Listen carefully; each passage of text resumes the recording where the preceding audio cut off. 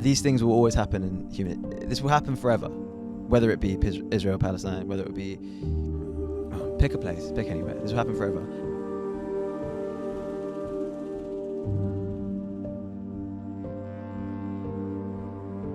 The thing that makes us unique in who we are and why we are is our ability to feel.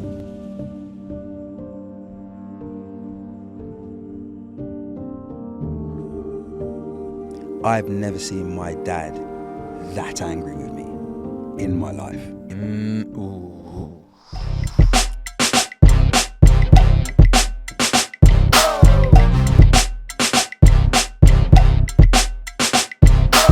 Hello everyone, welcome to Spill. Hey guys. Hey guys. Where's my camera? This one. Hey guys. Yeah, I had to go. Hey you. There's a whole setup now. What's up though? Thanks for tuning in to Spill as always. Lovely to have you. We love here. you all. We're both in a very gas mood today. I don't know what stimulated that. I tell you what, consistency and hard work. And I don't mean that in like an overly like, oh, we just work hard and all we do is just so consistent. No, it's not that. It's when you find your flow in something, then what it does is it releases a lot of the tension that comes in like some of the, what I call the logistical bugbears. And everything has that. Does that make sense? Like there was today's Friday. Jeez. Wednesday, I mean, we had a little conversation and you weren't completely feeling the day. And yesterday, Abby fully had to give me a hug when she came in. She came in and she was like, are you okay? I was like, yeah. She was just like, God bless. and the hug released everything. Yeah, it does. And what I love about the girls, especially so guys, obviously we're getting ready for November 3rd. November 3rd, get your tickets Spill live. If Jump you on haven't gone to thinkedenmedia.com. www.thinkedenmedia.com and hit the ticket live, You're tripping. I know what you're doing. Tripping. I know what you're doing. Do it now. Get your phone. Listen, you're on your phone now. Grab your phone. Click Safari. Wait there. Give them 5 seconds in between. Grab your phone. Grab your phone. 5, 4, 3, 3, 2, 1. next. Click on the little Safari thing. Hold. 4, 3, 2, 1. Type in www.thinkedenmedia.com/events. Get your clicker. Let me say that even a little bit slower because Luke sometimes likes the Formula 1 version. W. Dot.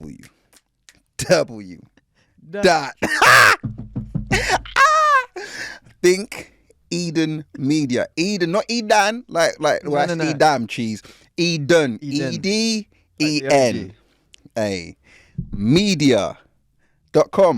Luke's next. / Oh, events. there's a forward slash. Oh, yeah. I didn't know there was a forward slash. Get you there quicker. Okay. Just look at the camera. Man said, let me give you the cheat code. We'll get you there quicker.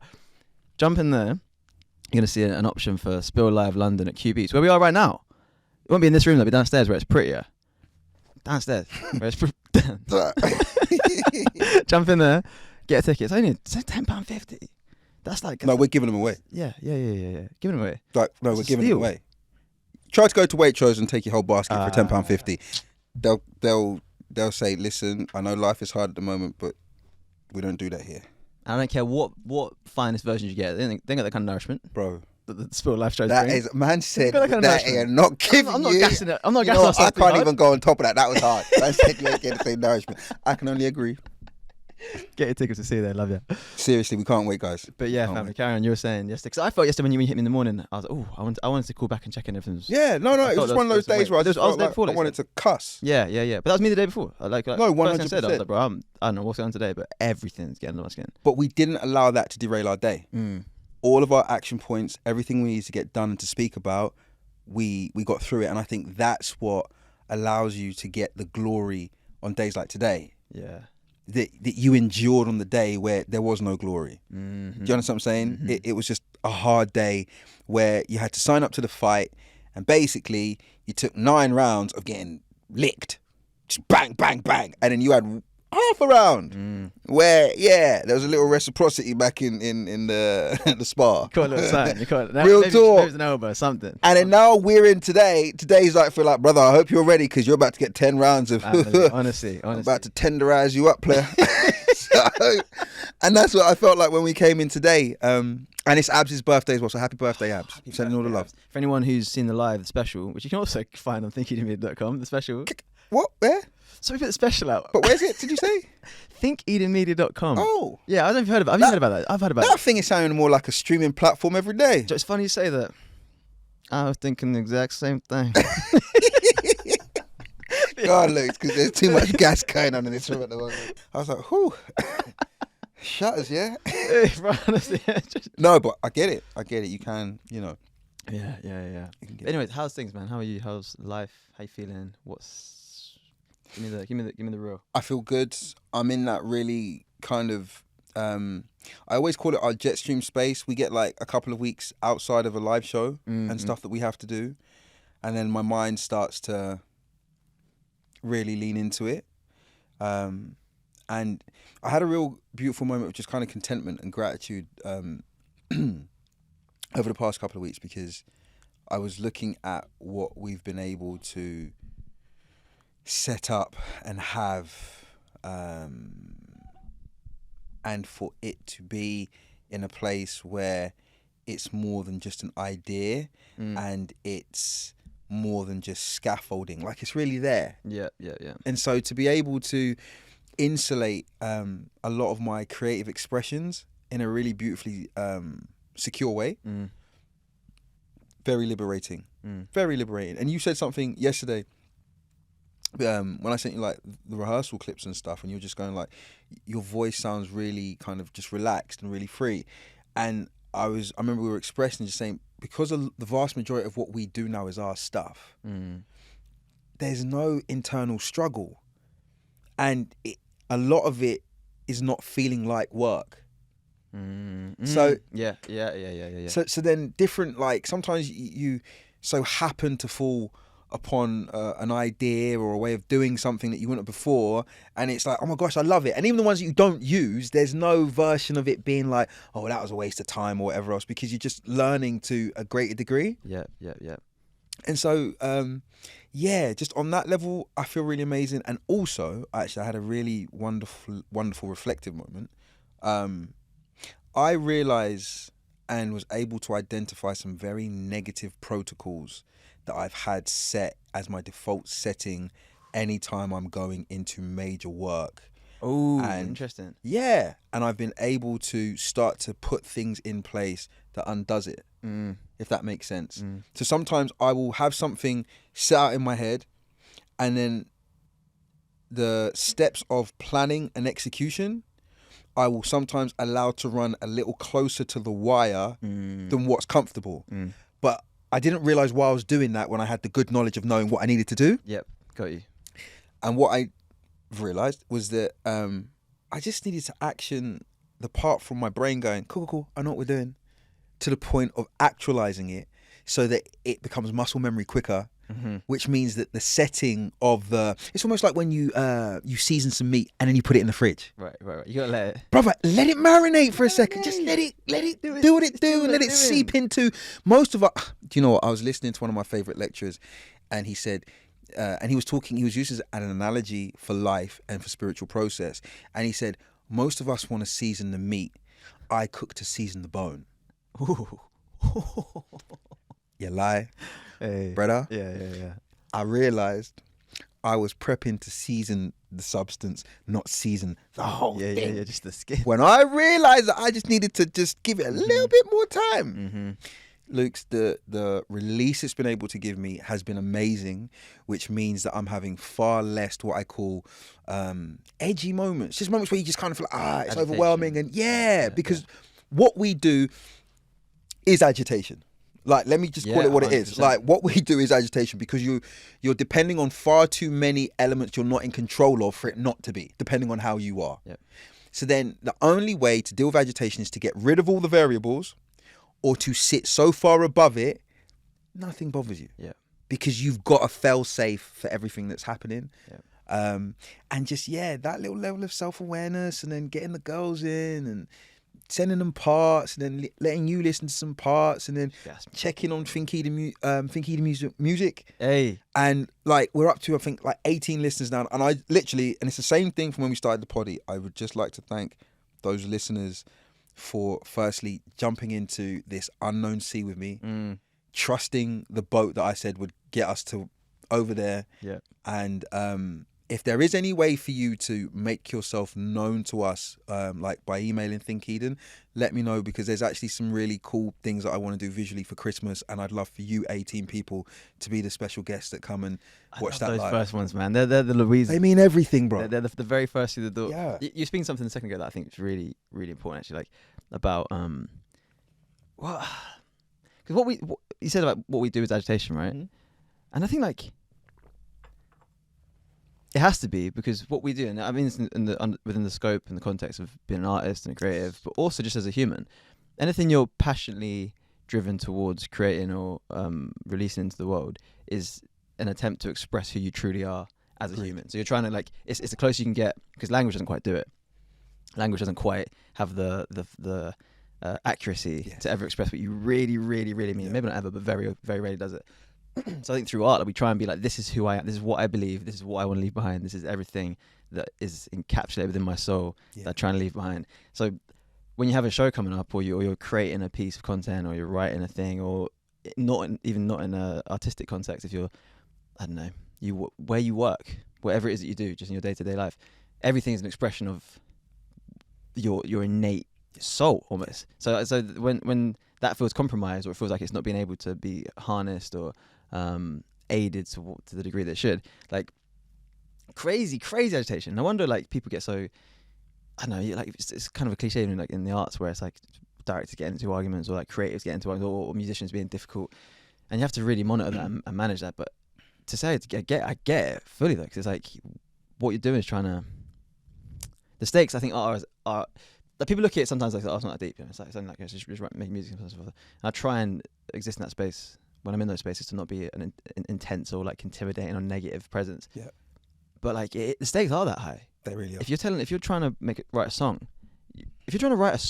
that's a gift to God. Or maybe that's not the way to look at it. It's like there's no difference between that and prayer, or almost, or there's no difference between that and telling someone you love them, and you care about them, or like holding your child. Like, I don't see that as any different thing. It's like the stakes are that high. I think it's why.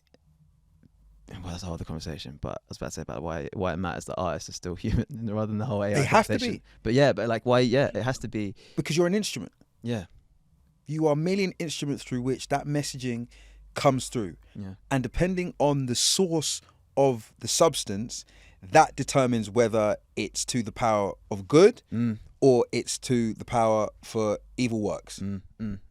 It is literally that simple. Yeah. Because all a song is, in an acting sense, is a monologue with melody. Yeah. You feel what I'm saying, Luke? Yeah. And the reason why you and I are able to circumvent so much that others can't, which is why most partnerships, when they start to make real money, they're gone. Or you get that solo person that just ends up becoming a hermit, or a person that can only be by themselves because they did everything on their own. The key thing to why you and I are reaching the levels of success we're reaching, and also can maintain the pH balance we do, is we speak each other's dialect. When you're not bilingual, or you do not speak the same language as the person you're building with, you're in trouble. That's why most relationships fail. What's the basis of any successful relationship? Communication. But if I'm talking Aramaic and you're talking Swahili, bruv. Huh? Yeah. And that's most people's problems, why they don't ever get there, Lukes. We've had so many situations where I've said something to you that you maybe haven't seen at the time, and then we've gone another space, and instead of using that as a thing to lambast you with, we go, okay, cool, because what does it do? It ups our trust credit in our account. There's been times where you've been like, brother, I know I'm not explaining this the way that you're going to be able to get it, but if you trust me, I'm going to make sure that it's this, and this. And I'll be honest with you, I did not see none of that at the time. 100%. But I tell you what, I did 100%. Trust your word. Yeah. And then what you do is, because you speak the same dialect, sometimes even when you're using certain ebonics and slang that I'm not used to, some of my students, bro, they use words I'm like, what does that mean? And when they tell me what it means in the word we used, got you. And so sometimes, a lot of the time, you have to get to a place where you're humble enough to want to understand another person's dialect or protocol setting to then find what I call the mean balance. Most people's problem with negotiation is they expect to come to the table and leave with everything they want. Yeah. That's why most unsuccessful negotiations go that way, because everybody's come expecting to leave with what they want. Yeah, man.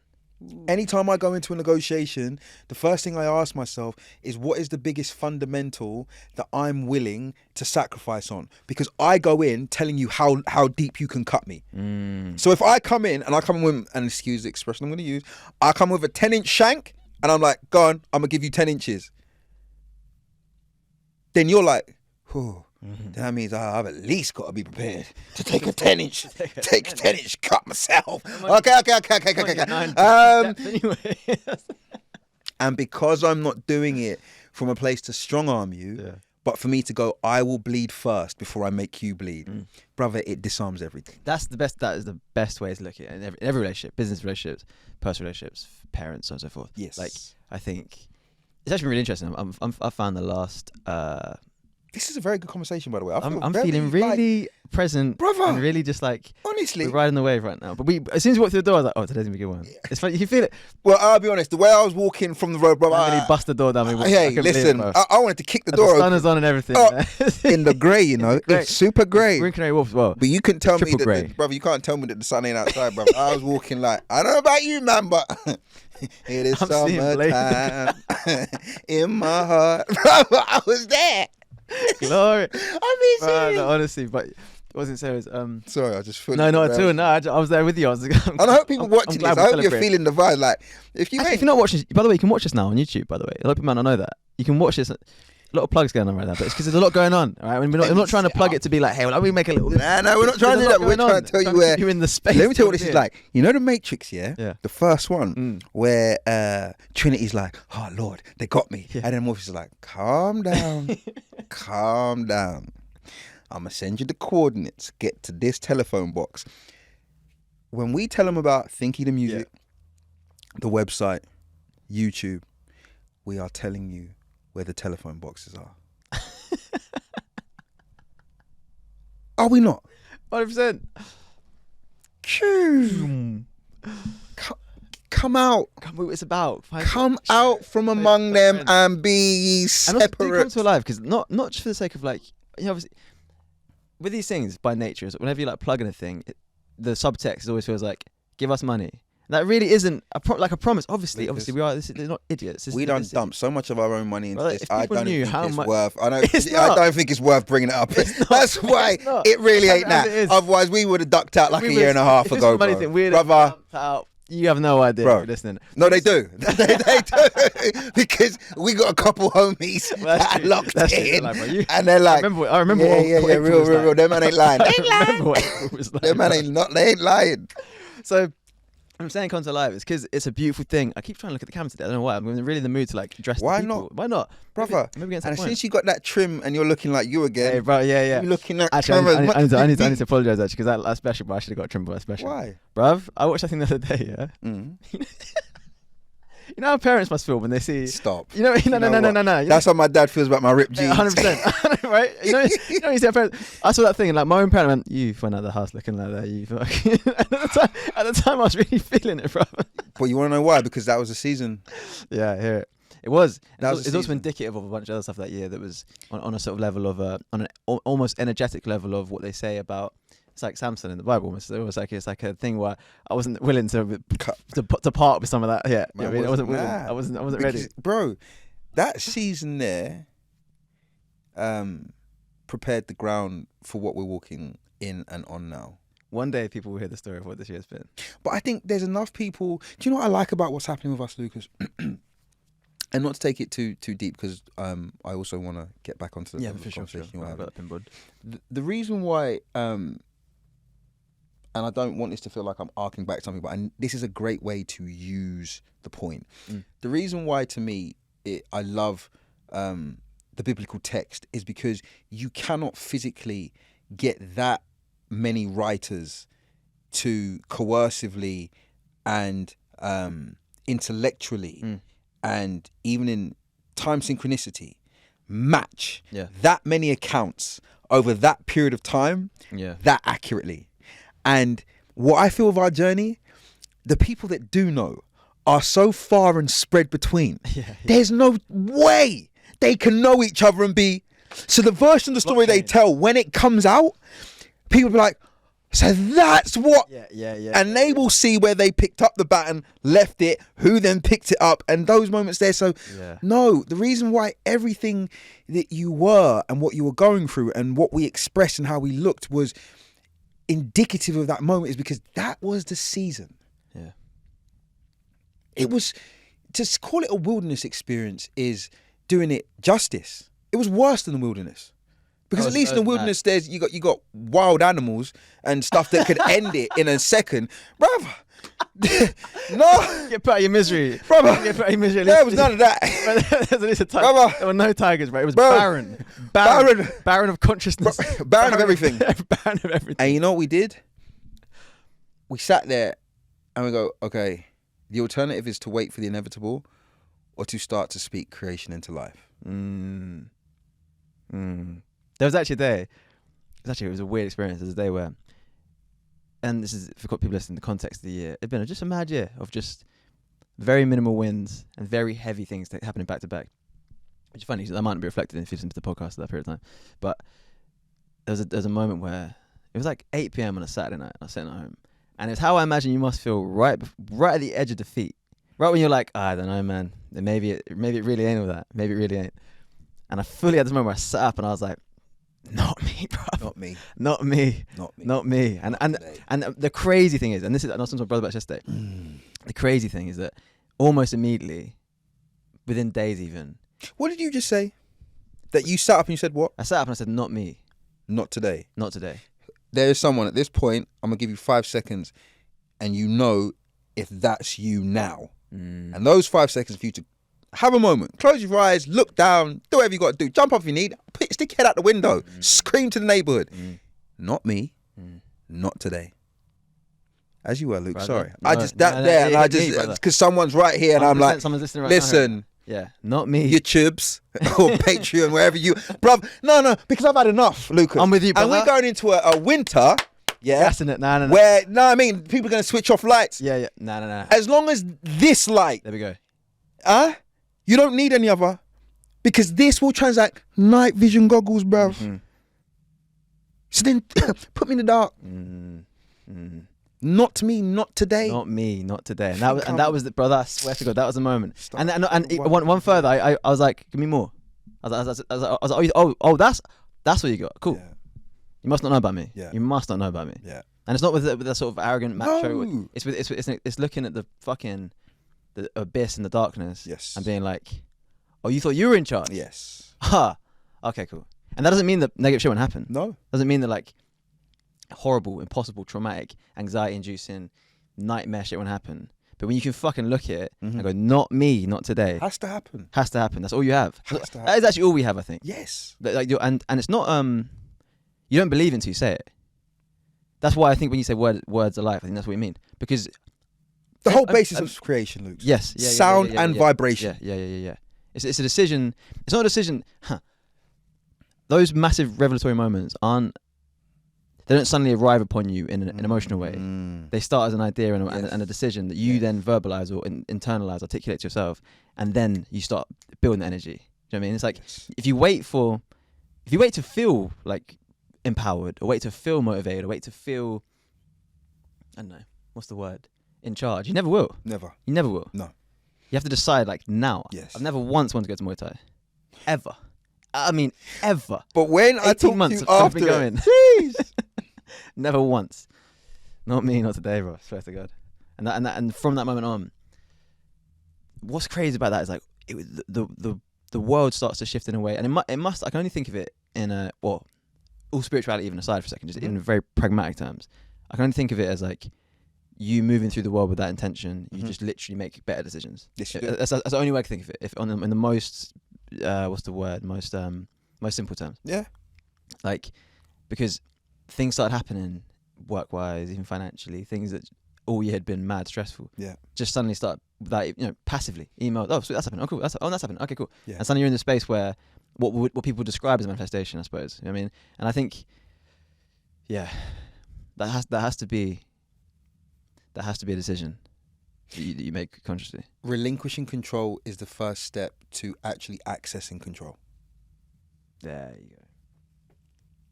Yeah. And I think the minute we stopped trying to be in control was the moment we were ready to access it, because we understand that control is something that must move fluidly through our hands. It's why I think by the time we're done, we're going to step into real positions of power, because we don't want it. And we'd only seek to use it, to administrate it, to repatriate good and to fortify right.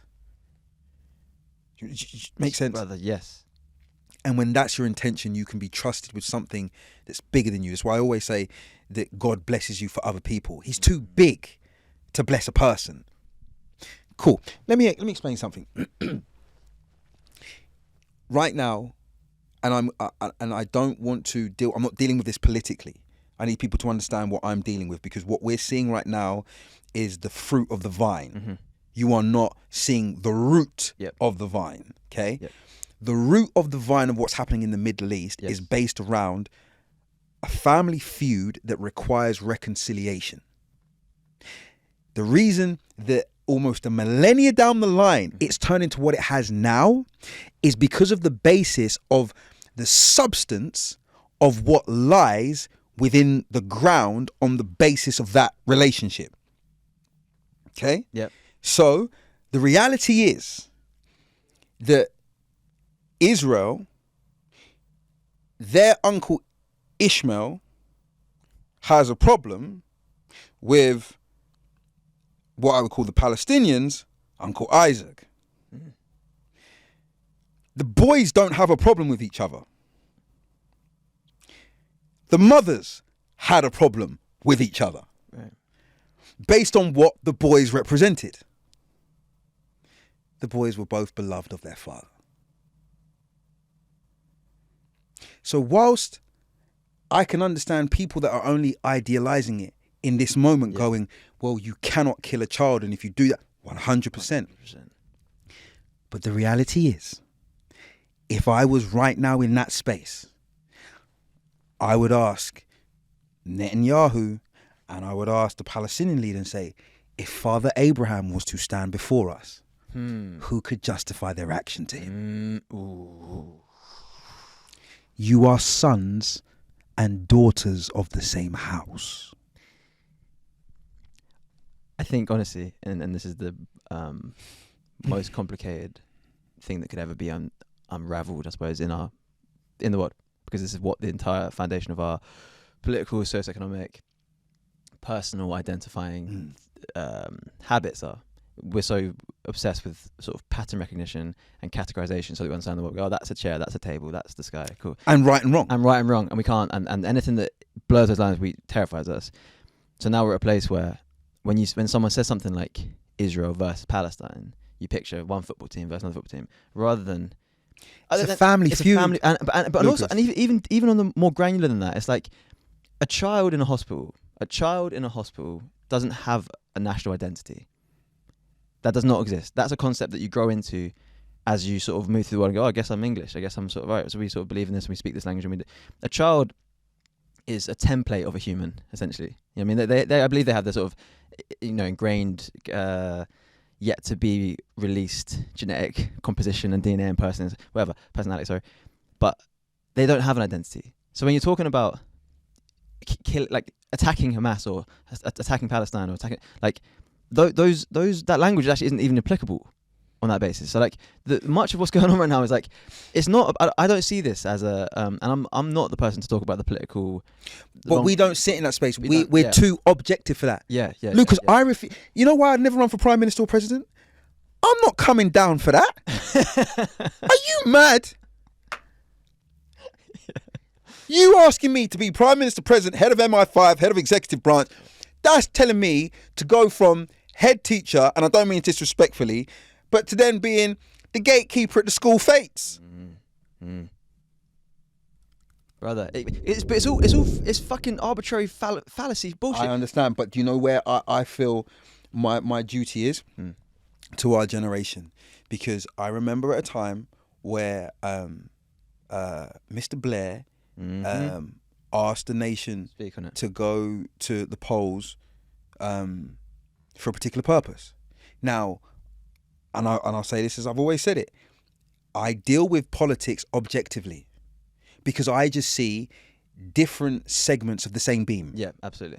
So I sometimes I marvel at people that have such offense to other viewpoints. I'm like, Yeah. you realize they all sit on the same beam, right? Yeah. So, and if you cut your part of the beam, then you fall off. Yep. You know what I'm saying? Yeah. So then, Luke's, I would like that, should our generation be called to give their response or their idea to what's happening, I need you to understand it outside of the media context, which is this. We've all experienced family feuds. Everybody. There is not a family that does not have issues within their family. The one thing, 9 times out of 10, if your parents are of a certain age and nature tendency, they will tell those that it doesn't directly affect, don't get involved. I'm going to say something and my dad might kill me after this, so if I don't make it to the live show, you know why. My dad is one of 2 brothers. My father and my uncle don't have the closest relationship. Right. When my grandmother died, I don't feel like my father's grieved the loss of my grandmother.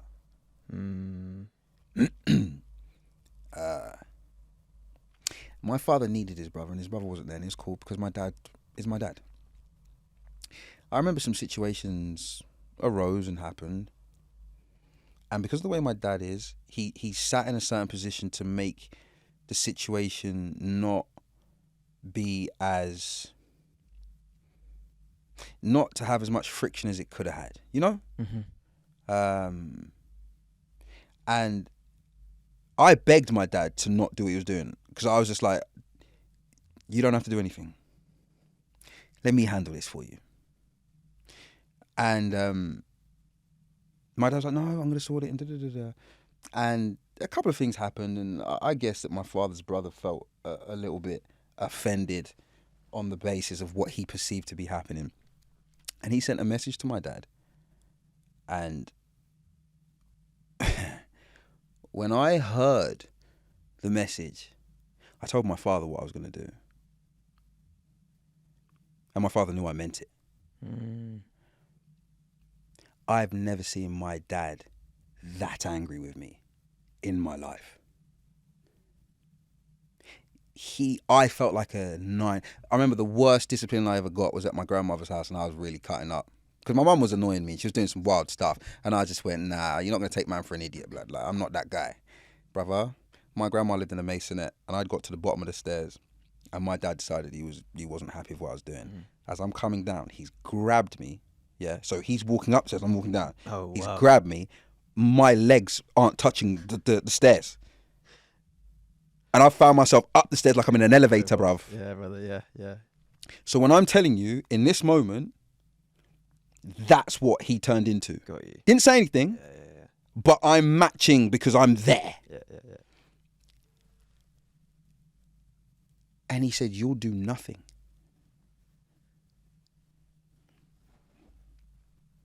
He said, that's my brother. And anything that needs to be said, I'll say it to him. And he very quickly allowed me to understand, you as my son does not grant you space into the relationship I have with my brother. Brother, I know what I think about my father's brother. But I also respect that there's a word I'm looking for, the addition of my feeling into the mix of what it is not wanted, needed, nor is it helpful. And whilst everybody is picking their sides of how they want to attach themselves to a situation Yeah. that unless you are feeding yourself the whole information, and which is why I talk about what's happening now is merely the fruit that is falling off the tree. Yeah. But I think that's the perfect analogy, because in that exact same context, the way that we think of the world is that the government is the parent. It's not. It's all around. It's all around. So in that context, I think the reason that the disgust and horror that we feel when you hear what's going on in Palestine, and obviously it goes without saying as well, the inciting incident in Israel, of course. Not that's the inciting incident, but this current inciting incident. You see what I'm saying? The reason we feel that way is because we look at our governments or the governments or positions of power and we say, not my brother, not to my brother, you don't do that. And I think of the world, the civilians, as my brother. So in that context, it's like when we hear about fucking them shutting off the water, 774 children killed in 6 days. Luke. When you hear those, no, I didn't give you the right to do that. Any government, and I speak, and I say that because I don't. The UK voting on the whole ceasefire situation, like they don't speak for us. They never have done. 1 million people marched to prevent the Iraq-Afghanistan war. 1 million people through London, and they didn't give a fuck. So they don't speak for us. So that's that feeling, I think, sums up quite well. That it's like, who gave you like? So you think you have the right to go and talk to my brother that way? Oh, that's mad. But also, what my father was also trying to lean into is there may be pieces of information that you don't readily have access, or it's not available to you, that might contextualize and shape how some of my actions may have lent into what he's projected in his feeling, even if it's not to the level that he's projected it. A very small seed creates a mighty oak tree. Yeah. And the reason why I need everybody to see it in the family feud situation is because when you break down family feuds, what does it usually come down to? Somebody's hurt emotionally. Yeah. Do you understand? Yeah. All of this bloodshed, wickedness, and evil. When you break away from it, somebody's really hurt, Lucas. Somebody's heart's hurt. Somebody doesn't have a right perspective of themselves. Someone feels less than. I know it's wild to sit there and think that we're having to consume 24/7 of this stuff. And if we were to follow it from this, and that's the thing, when you get to the oak tree, it's such a massive living organism. Yeah. It houses so much, it does so much, That's and to think crazy. all of that comes from something that is this big. Yeah. And usually, Lucas, the thing that kicks off these things is something this big. Yeah. So what I'm just saying to everybody, because and I waited, like I haven't said anything on my social media or anything about this because I tried not to. I refuse to. Yeah. Because what I can't do in social media is to give everybody this. Yeah.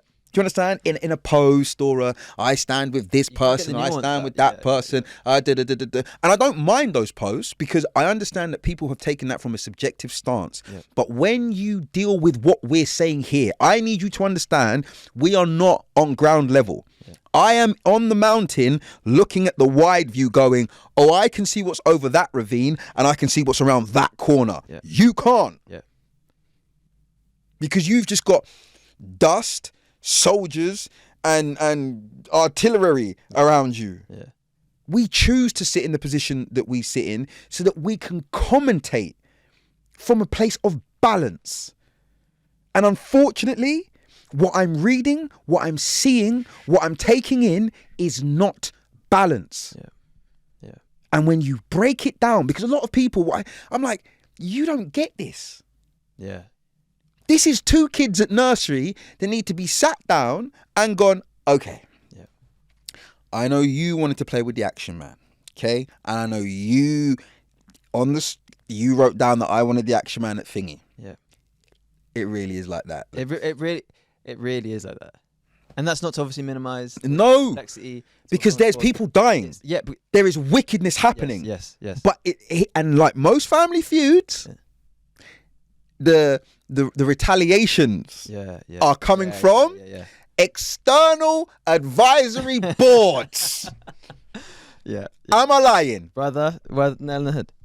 It's I think, and this is it's a difficult. They should send us over there, bruh. Bruh. Give me a plane and let them know, listen, I'm coming in for 2 days apiece, okay? I'm gonna bring my mama. She gonna cook up some jerk chicken and some curry goat, bruv, and she can pray, because while she's in there, she'll be praying over that meat, bruv. As she sees it, I'm like, Mum, intercede, bruv. I'm being serious. Something sort of mad inflammatory about that whole. But like, I know business. I know what you're saying. It's like, bro, it's. Oh man, I'm being serious. Oh, well, this is the. Give me 24 hours What? a table, Fire. and just give me Benji and yeah, Leader of give me Hamas. Benji and give me and everybody else. You man, I got to stay outside. Brother, this is. Man. I'll be done in 24 hours. I'm back home to film a poddy on the Sunday. I ain't even playing. Sorry, I just No, bro, not at all. It's just it's such this idea I've been trying to express all week, and I've multiple times been trying to think how to word it, and I still can't quite reach it. But it's like it's from that man of your perspective that you're talking about, and it's like these things will always happen in human. This will happen forever, whether it be Israel-Palestine, whether it be pick a place, pick anywhere. This will happen forever. I think until we can actually transcend on a spiritual level. And I don't mean to sound so woo-woo and so sort of like maybe if we all just held hands. I don't mean like that. I mean on a very pragmatic level, right? That until we transcend the idea that I am that I as an individual, you as an individual, anyone, any country in the world is representative of the wider governmental or structural identity that's assigned to them. Until we get away with that, do away with that idea entirely, this will always happen. There'll always be teams because there really is fundamentally, factually, quite literally, no difference in terms of the conscious experience we're having between anyone in the world, bar their skin might be a bit darker or a bit lighter, depending on how far from the equator they are. Word. And they might sound a bit different because they just heard different sounds growing up. That's fucking it. That's it. And if that simple distinction is enough to go, well, yeah, but I know we killed the babies, but, and to add a button to the end of that, you've lost your fucking mind. Agreed. Like, how can that, and I mean in any context, and that's not to say that there has to be a right or wrong or hero or villain. There can be a victim that becomes a villain at the same time. There can be villainous behavior happening in all parts. Like, no one condones what happened in Israel. Nobody who's a living, breathing, compassionate human heard about the initial attack, the music festival, saw those videos and thought, oh, that's all right. No one thought that. Nobody. And no one should be able to see what's happening in Palestine as a response to that and go, well, that's all right because of that. No one. Those two things don't have to be... They don't correlate. There's no correlation there. They're not even living in the same galaxy or universe. 100%. They're not... they're barely even connected events at this point. No. Like, it's that only makes sense to nefarious people. There you go. And I don't mean to be disrespectful, Yep. but I am telling you, from the objective commentary box, that is the work of nefarious people. Yes. And if you can sit there and go, yeah, because then the world to you is decimal points and numbers. Yeah. It's not real people. Not real people. Because then what you do is, which is also the slightly scary thing about having to get into certain levels of power. Yes. That what you do is you stop seeing people and you start seeing areas, numbers, demographics. Yep. Now, that doesn't work because the thing that makes us unique in who we are and why we are is our ability to feel. Yeah. So the minute we become a statistic, we have lost the ability to feel authentically in the moment. Yeah. Do you understand what I'm 100%. saying? Which is why I think so many people like some of what we're doing, because we haven't lost the human element within a setting of production. We've used production to magnify. Yeah. I don't need to say no more because we said it. If they're on the same thing as they going as well. We all said I don't use the word magnify. Brother, 6 years. it's all good. Certain time you move up and it just. And even that, it's like that only happens. It's this dogmatic understanding of reality. It's this dogmatic. My mind's I made really up. hope the third is like this. I really hope the third is like, but I think we'll. Because I'm like, bro, I might have to I'm just in the mood for it. record this and play the guys. Watch the screen. We'll just sit with them. Brother, let's get some It's popcorn. only through a dogmatic lens of reality where you think my mind is made up, and this is why I keep talking about identity. Because if you say I am this type of person and this is what I believe, the world, you'll always find an enemy. Because what should be happening with every government and every belief system in the world is you go, let's say in our country, right? You go, oh, amazing, the NHS, yeah, you're sick. You go, oh, the fact that you can get free therapy in the UK, amazing. Oh, you're committing a war crime. Well, okay, now I'm no longer on side. But what happens is, for some strange, arbitrary sort of, I don't want to be proven wrong, almost like magnified macrocosm ego thing that plays itself out in the world. When our team does something terrible, we go, oh, but it's all right. But you got to view it in the context of call it as it is. 100%. And within yourself as well. Like, you can be a good person and do terrible shit. Like I can sometimes surprise myself, and not that I don't think my scale of that sort of nefarious thing is too insane, but like there'll be things that even in my own, like we'll have these conversations on this podcast, and I'll have these sort of sensitive view of and I'll do something. I'm like, fucking, why do you do that? That's nuts. That's not even within your own remit of acceptable behaviour, and yet there I am.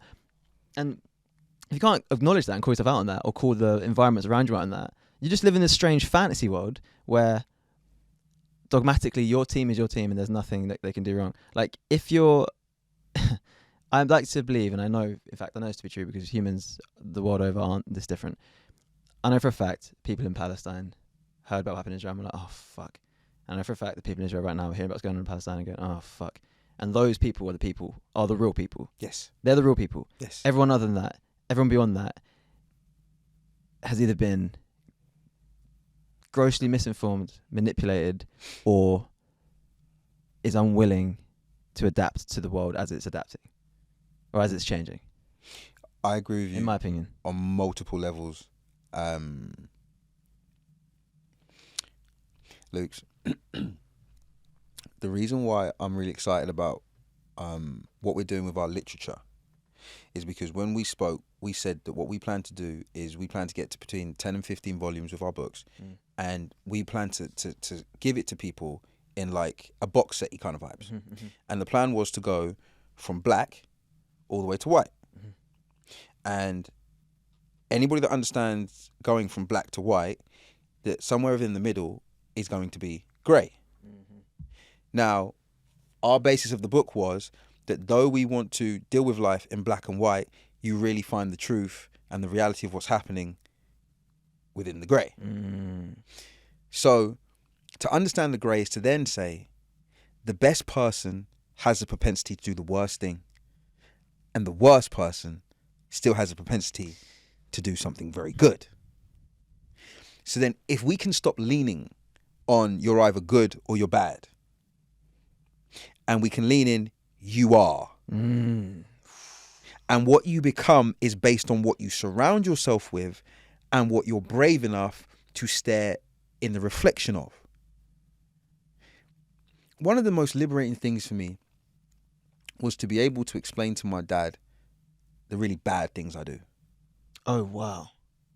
Having him there to be able to invest those truths in allowed me to be able to deal with the reality of not only who I am, but what I am and where I am. And I mean this, and obviously I want to lock into this, and it's the same for people or those that may be coming into contact with viewing this with us. It might be how your work colleagues see you in the work environment based on how you've projected yourself. It might be how your partner sees you based on how you've projected yourself if you just started dating someone. It might be how your friends see you based on how you are and what you do and don't show. I needed to be in a space where, because of what's happening to us, we're finding far more experiences where a lot of our interactions with people we don't know are based on them having potentially come into contact with us via another means, which kind of puts us on the back foot because something that is completely authentically spontaneous to us isn't to them. Yeah, right. So we go in with a blank canvas. Yeah. It's quite surreal. They potentially don't. Yeah. So if you're constantly moving into a space where a person's already idealized what you potentially are or can be, then what it does is it generally makes you more insular and reclusive with what you're willing to share, show, present, so on and so forth, which is why I loved the way that you presented yourself at the live show. Not because I'd sit there and go, okay, that's Lucas's swaggiest, or that's him at the thing. No, it was authentic to where you were, what you were going through, what you were doing. That's true. I ain't never seen no one in the wilderness in no 3-piece suit and painting shoes. Are you crazy? No, bro. No. Yeah. You understand what I'm saying? It's the same thing as the true expression I said earlier. That is genuinely, that actually is an accurate expression. Brother. It really is. You can see the difference in that in the next episode where things are suddenly balance out a little more. Thank you. Yeah. So the problem I have is that a lot of the time we want to deal with things as we understand it. Yeah. But if you're not dealing with what I call the real pieces, then you don't get to that place. You don't get to that place. And so I'm in a space where you have to look beyond what a person is showing.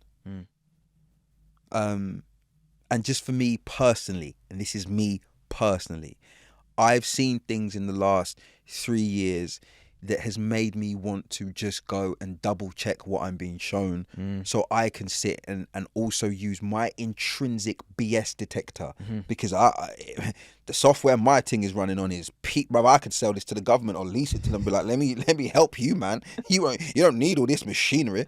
I'm telling you, I could train up a couple more me's and you be fine. Brother, I'm being serious. So like, there are certain things I can't run into or lean into. Because I understand the basis beyond the visuality of what appears. And a lot of the time, the visual you're showing me is in polar opposite to the struggle that is happening internally. And most people's nefarious skullduggery comes from internal struggles of imprisonment, abandonment, and wrong perception. Yeah. Brother, on that note, we've got to wrap up there. Cool, man. The family. Love you always, man. Guys. Thank you all for listening to Spill. Thank you to Sydney S, Angel Lynch, Derek Singleton, Kayla Penner, Caitlin Marsh, Asher, Olivia North, Swift, Missinette Mitchell, Chantel, Wilma Anderson, Josh, Jess Wilkins, Saffron Coyle, Ginevra, Hannah Mortimer, Luke, Jared Crumpler, Anna Crow, Grace, Nina Parrish, Kristen Reeve, Alex Morton, Kate, Michaela Nathan, Jamie Scott, Lucy, Layla Gopava, Scarlett Faye, Raven Nicole, Andrew Rowland, Ellie Newton, Vanessa, Maisie Hancock, Lewis James, Leo Flanagan, Louisa Marnock, George Baxter, Vicky Malatos, Luke Constable, Emily Layla Cranfield, Helena Garcia, Lucas Crivelli, Eamon Rose, Ariana Uamama, Daniel Freeman, Till, and Iman Hassan. Thank you all very, very much.